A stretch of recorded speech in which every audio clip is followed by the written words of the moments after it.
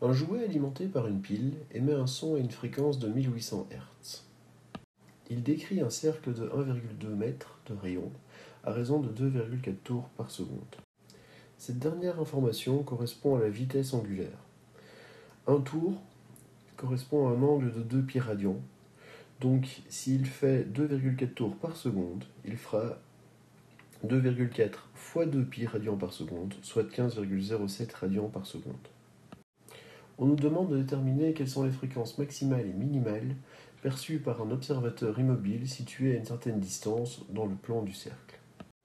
Pour pouvoir étudier l'effet Doppler, nous avons besoin de connaître la vitesse de déplacement soit de l'observateur, soit de la source.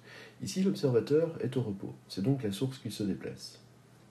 Pour pouvoir étudier l'effet Doppler, nous avons besoin donc de la vitesse de la source, qui sera obtenue grâce aux informations concernant le mouvement circulaire de cette dernière. Nous savons que la vitesse linéaire est égale à la vitesse angulaire multipliée par le rayon.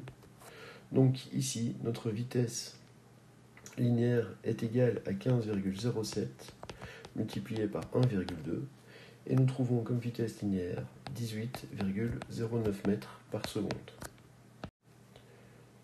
Dans un MCU, le vecteur vitesse est toujours tangent à la trajectoire.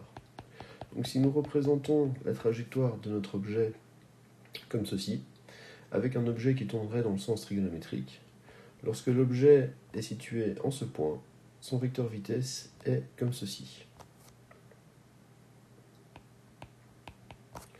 Considérons que l'observateur se trouve à une certaine distance, par exemple à cet endroit-ci. Nous pouvons placer notre repère de la manière suivante. De nouveau, le sens positif du repère est donné par le sens de propagation du son émis par la source vers l'observateur, donc comme ceci. Dans ce cas-ci, la source se déplace vers notre observateur. Nous aurons donc la fréquence maximale. La source est en mouvement et pas l'observateur. La formule que nous allons utiliser est donc FR est égal à C sur C moins VS fois Fs. Et nous allons donc trouver dans ce cas-ci comme fréquence de son perçue par le récepteur 1901,1 Hz. La plus petite fréquence perçue par l'observateur sera obtenue lorsque l'objet s'éloigne de lui. Donc si nous représentons notre vecteur vitesse comme ceci, pour un observateur situé à une certaine distance,